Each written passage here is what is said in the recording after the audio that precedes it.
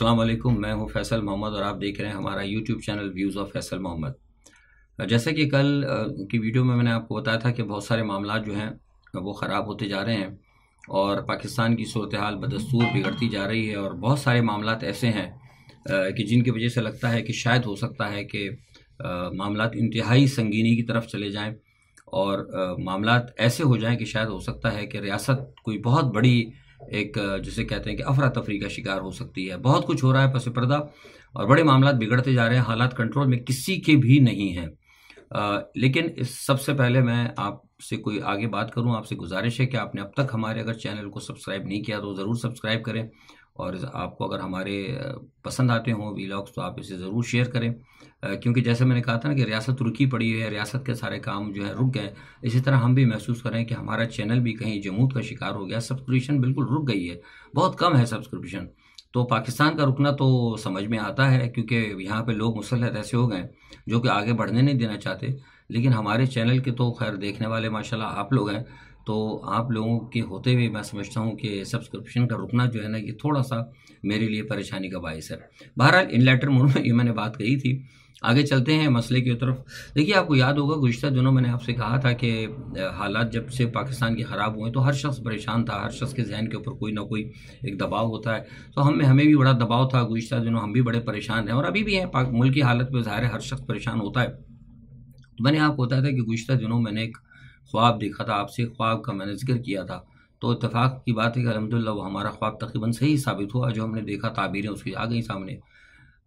अभी गुज़िश्ता दिनों 4 दिन नहीं, सॉरी 5 दिन पुरानी बात है, मैंने एक और ख्वाब देखा परेशानी के अंदर। वो ख्वाब मैंने देखा तो मैंने फिलहाल किसी से कोई जिक्र वगैरह नहीं किया। मैंने कहा चले रहने दें, लेकिन ख्वाब वो था, वो कुछ अजीब ही ख्वाब था। अब मैं देखिए कोई भी देख सकता है, कुछ भी देख सकता है, सही भी हो सकता है, गलत भी हो सकता है, पता नहीं क्या था, लेकिन जहन में वो मेरे बैठ गया है। मैंने सोचा कि इस ख्वाब को मैं ज़रा आपसे दोबारा इसको भी शेयर कर ही दूँ, अल्लाह मालिक है।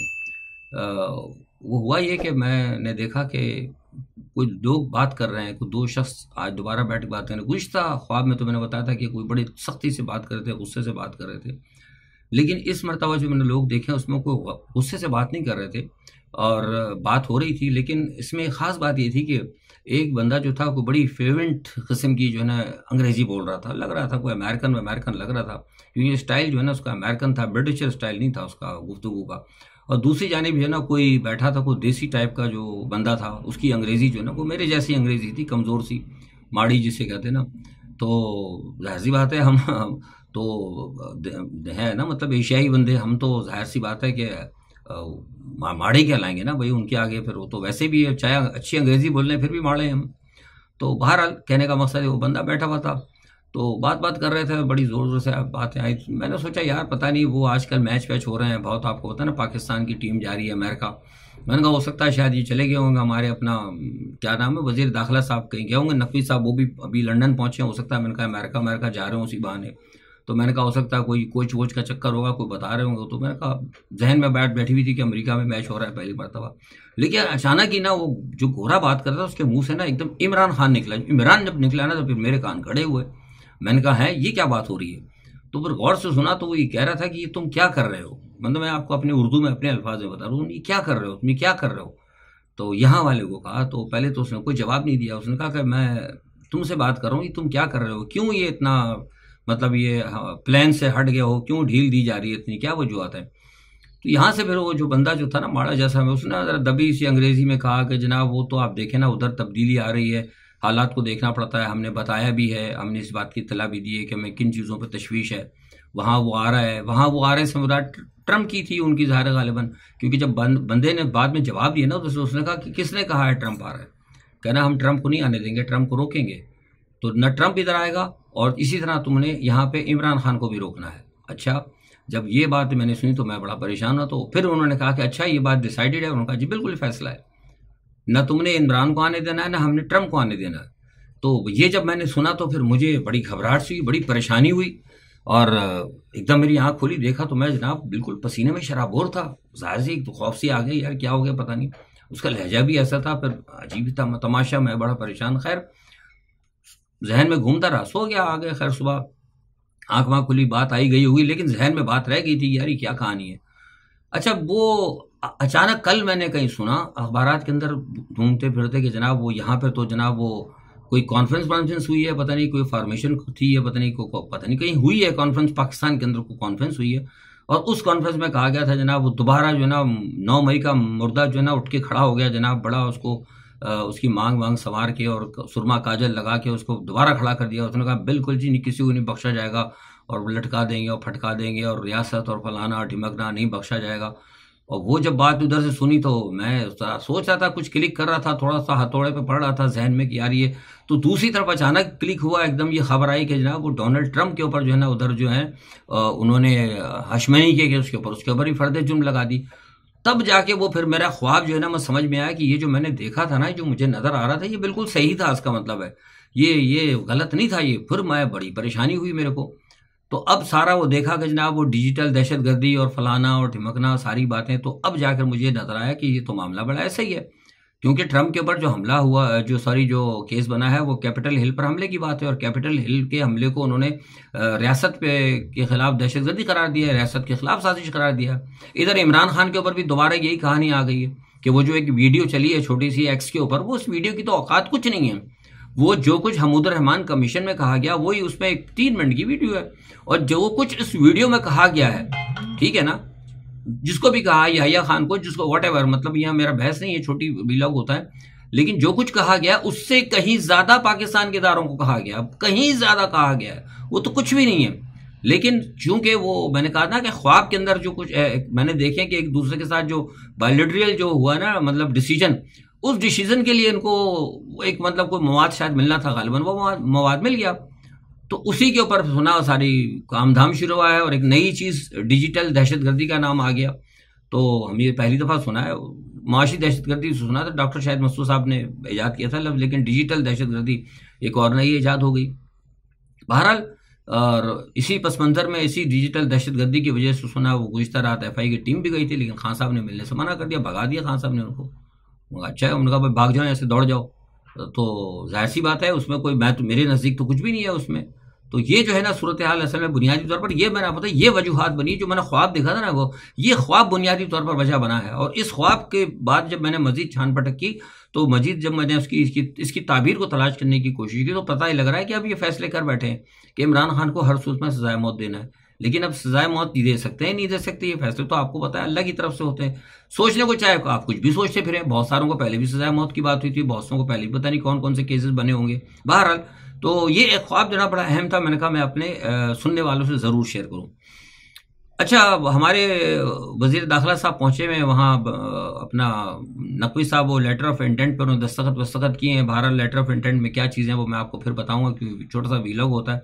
लेकिन कहने का मकसद ये कि उन्होंने कुछ पाकिस्तान और बरतानिया के दरमियान सारे मामला और सिक्योरिटी के हवाले से आगे पीछे जो हैं वो बातें की हैं। लेकिन जो कुछ अब आप सुनाएंगे टीवी के ऊपर या मीडिया पे, हकीकत में वो नहीं होगी, पीछे से कुछ और होगा, वो मैं आपको इंशाल्लाह फिर खबर मिलने पर आपको बताऊंगा। और दूसरा ये कि हमारा जो पब्लिक वर्क्स डिपार्टमेंट है, हमारे वज़ीर आज़म साहब ने उसको ख़त्म कर दिया। समझ में नहीं आता कि पीडब्ल्यूडी इतना अहम डिपार्टमेंट था, उसको दुरुस्त करने के बजाय जो पब्लिक वर्क्स जो यानी कि अवामी जो है सारे मामला जिनको दुरुस्त कर, उसको सही करने के बजाय उसकी जो करप्शन है उसको ख़त्म किया, उन्होंने उसको ख़त्म ही कर दिया टोटल। बहरहाल पता नहीं क्या फैसले करने लगे। अच्छा, दूसरी खबर जो है वो ये है कि अमेरिकी सफ़ीर डोनाल्ड ब्लूम साहब ने वज़ीर ख़ारजा इसाक डार से मुलाकात की है। तो चलो मुलाकातें तो होती है, लेकिन मुझे हैरत इस बात पर है कि मैं पाकिस्तानी मीडिया में देख रहा था, उन्होंने कहा कि ब्लूम साहब ने मुलाकात की है, एक मीडिया का मैं नाम नहीं रहा, मीडिया में मैंने देखा, वो कहते हैं कि उन्होंने अपने अमरीकी दौरों की वजह से, जो अमरीकी दौरे पे वो थे, मतलब हमारे सफ़ीर साहब डोनाल्ड ब्लूम साहब जो कराएं, उन्होंने अपने अमरीकी दौरे के हवाले से इसाक डार को जनाब ब्रीफ किया, उनको सारी बातें बताई। बड़ा कमाल की बात है यार, अल्लाह खैर करे। पाकिस्तान कब से इतना मजबूत हो गया कि अमेरिका का सफ़ीर आके पाकिस्तान के वज़ीर ख़ारजा को अपनी मतलब ब्रीफिंग देगा कि, और अपने बारे में बताएगा कि उन्होंने क्या क्या किया, किससे मुलाकातें की। कोई ऐसा झूठ बोल लिया करे जरा हल्का हो, ये बहुत कुछ ज़्यादा भारी हो गया है, संभाला नहीं जा रहा, तो जरा हल्की ही बात कर लिया कर ताकि कौम भी संभाल ले। हम भी नहीं संभाल सके, मुझे भी एकदम झटका लग गया, थोड़ा सा बैठा हुआ था, मुझे एकदम झटका लगा अपने, है हम इतने ताकतवर कब से हो गए कि अमरीकी सफ़ीर आके हमें बता रहा है कि उसने कहाँ कहाँ किस किस से मुलाकातें की। बहरहाल, अच्छा, दूसरा ये कि पाकिस्तान के सूबा केपीके के अंदर जो है शुमाली बलूचिस्तान में एक और स्कूल को आग लग गई। अब वहाँ पे आप मुझे बताइए कि समझ में नहीं आता, एक तो उधर मारगला की पहाड़ियों में आग लगी हुई है, चलो वो तो चलो पता नहीं, अल्लाह जाने हमारा वो क्या है, वो आपका फॉरेस्ट डिपार्टमेंट किधर सोया रहता है, पता नहीं क्यों आग लग जाती है या पता नहीं लगाई जाती है, जो बैनुल अक़वामी सतह पर कोई मतलब जो है कि आलूदगी पैदा करना और सारे मामलात को पैदा करना, खुशहाली पैदा करना, कोई चक्कर चल रहे हैं बहुत सारे कि वो तो नहीं है। क्योंकि जब आग लगती है शुरू में तो हमारे जो मतलब हैं अपना जंगलात का जो निज़ाम करना, वो क्यों नहीं वाइल्ड लाइफ वाले या दूसरे उसको कंट्रोल करके फौरी तौर पर बुझाते। जब वो फैल जाती है आग, फिर उसके बाद पता लगा कि नेवी भी आ गई और फलां भी आ गया, फलां भी आ गया, बहरहाल वो अभी तक कंट्रोल नहीं हुई है।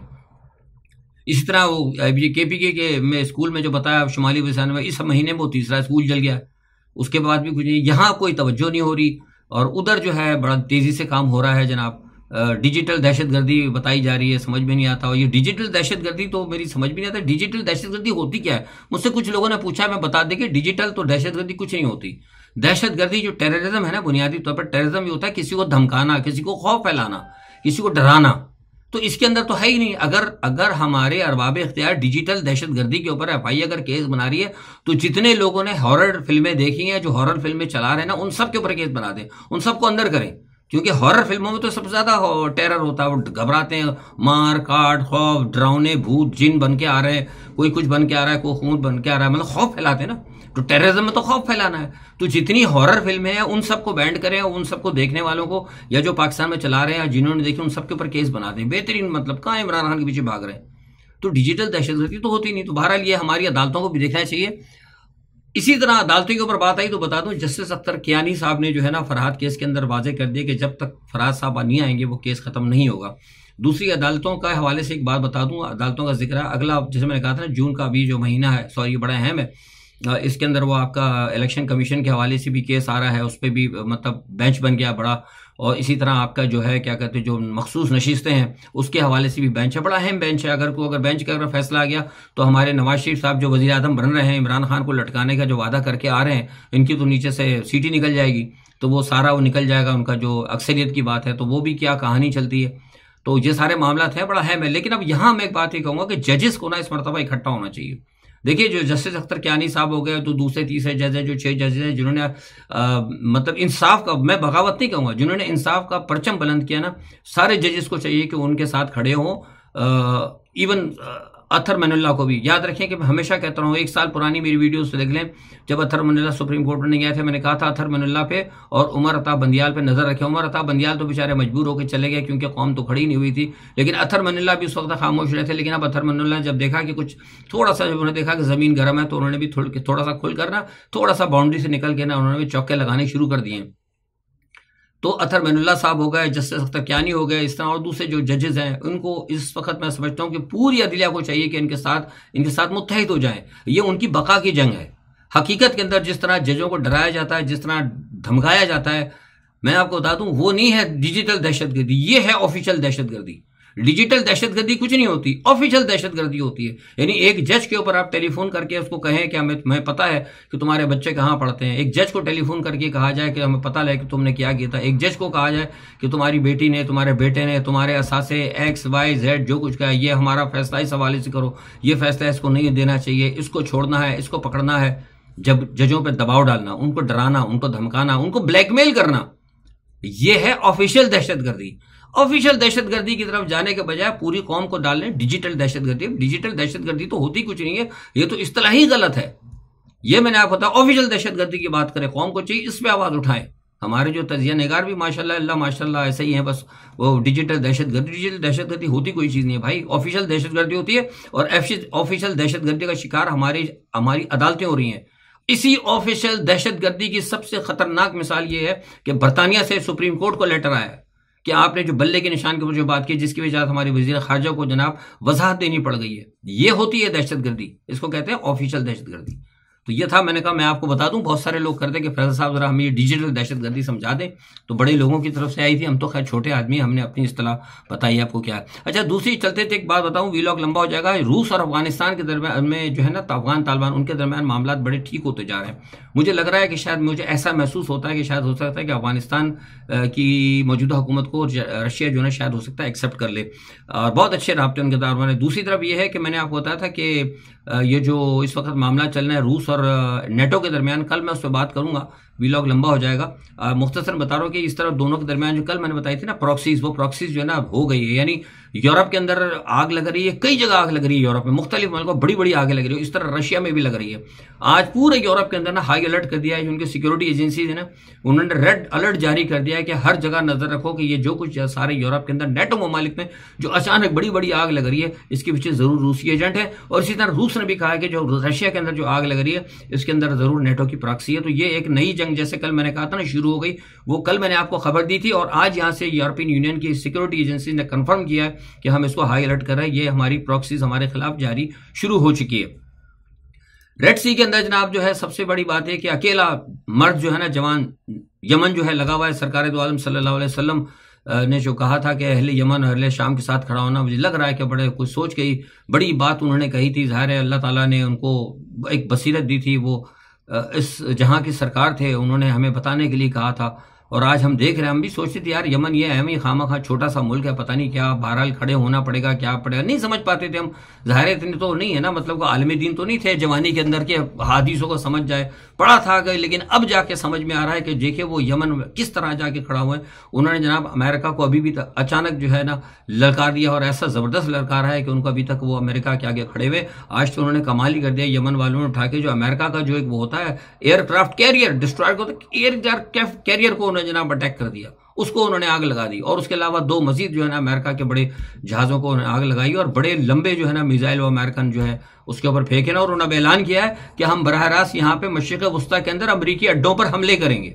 यानी हौसला देखिए, कर सकें ना कर सकें, लेकिन हौसला देखिए कितना है। लेकिन हम मुसलमान ममालिक सब कुछ लेकर बैठे हुए, हम ये अपने कोर कमांडर कॉन्फ्रेंस के अंदर, मैं कोई इंसल्ट नहीं कर रहा, उन्होंने कम से कम इसराइल का नाम लेकर मजम्मत तक नहीं की। और एक वो छोटा सा यमन है जिसके पास कुछ नहीं है, वो खड़े होकर उनको ललकार रहा, वो कह रहा है कि जब तक तुमने गजा के अंदर रफा के अंदर कत्लेआम बंद नहीं किया, हम तुम्हारे खिलाफ जिहाद या जंग बंद नहीं करेंगे। सोचने का मुकाम है। आज के लिए इतना ही, अपना बहुत ख्याल रखिएगा। अल्लाह हाफिज़।